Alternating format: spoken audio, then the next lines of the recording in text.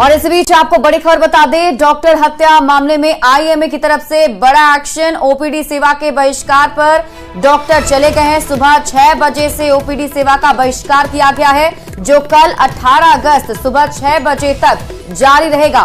Trainee doctor की हत्या से नाराज है डॉक्टर। अस्पताल में 24 घंटे तक बंद रहेगा सभी काम। और आपको बता दें कि अब ये सभी डॉक्टर हड़ताल पर चले गए हैं।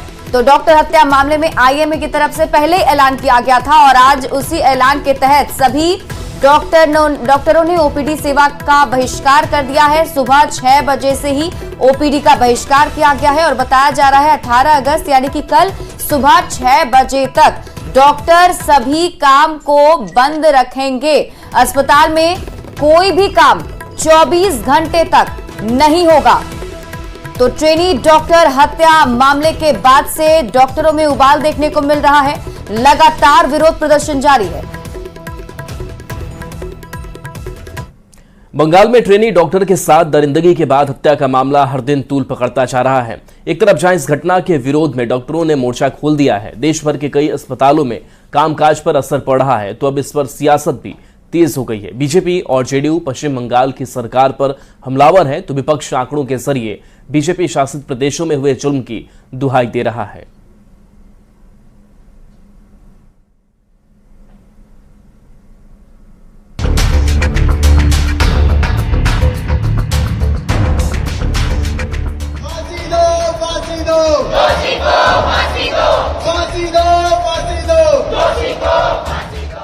पश्चिम बंगाल में ट्रेनी डॉक्टर की 9 अगस्त को रेप और हत्या के बाद न सिर्फ देश भर के डॉक्टरों ने कान बंद कर आंदोलन का ऐलान कर दिया, बल्कि अब इस पर पक्ष और विपक्ष के बीच बयानबाजी के बाद सियासत तेज हो गई है।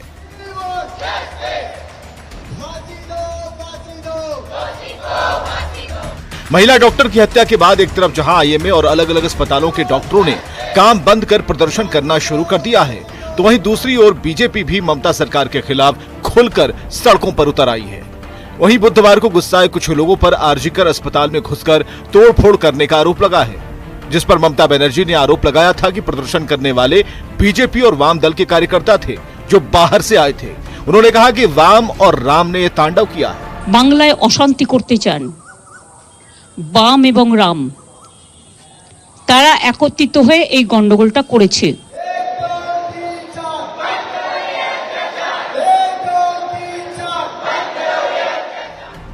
ममता बनर्जी के इन आरोपों पर गिरिराज सिंह ने जोरदार पलटवार किया और कहा कि वो सत्ता के नशे में चूर हैं, इसलिए उन्हें सही और गलत दिखाई नहीं दे रहा। एक देहात की कहानी है, चोरी और सीना जोड़ी।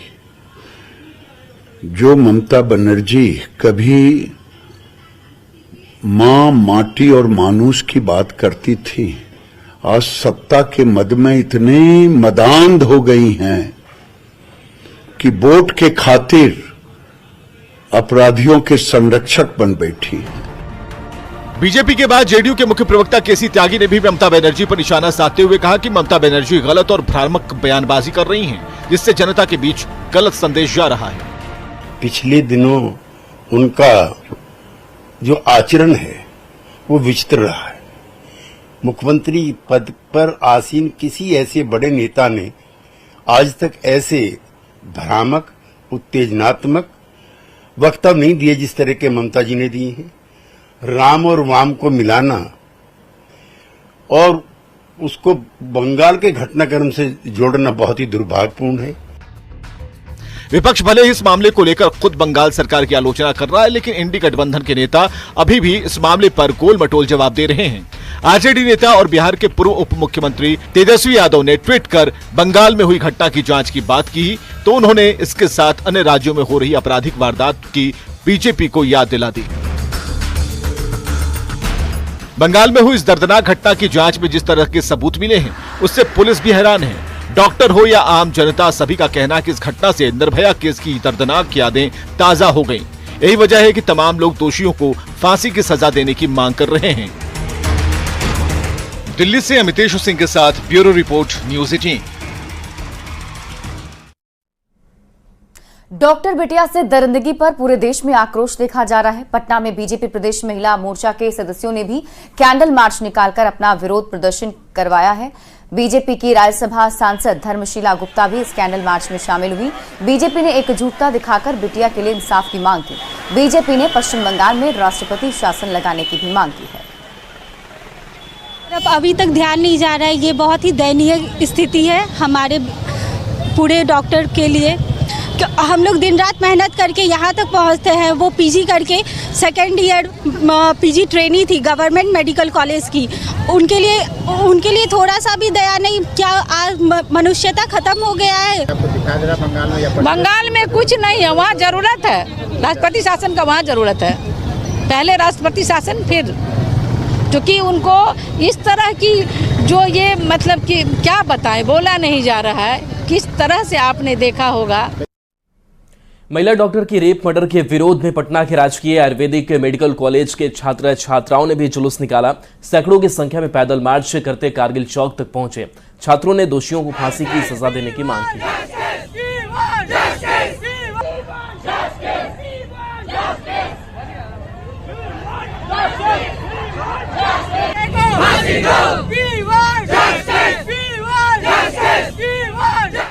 कोलकाता में लेडी डॉक्टर की हत्या के बाद भागलपुर में भी जूनियर डॉक्टर हड़ताल पर हैं। गुरुवार रात से ओपीडी के साथ ही इमरजेंसी सेवा भी बंद है। कांग्रेस विधायक अजीत शर्मा ने कोलकाता की घटना की निंदा की और ममता बनर्जी से आरोपी पर कार्रवाई की मांग की। साथ ही केंद्र सरकार से भी कड़ी कार्रवाई की मांग की गई है।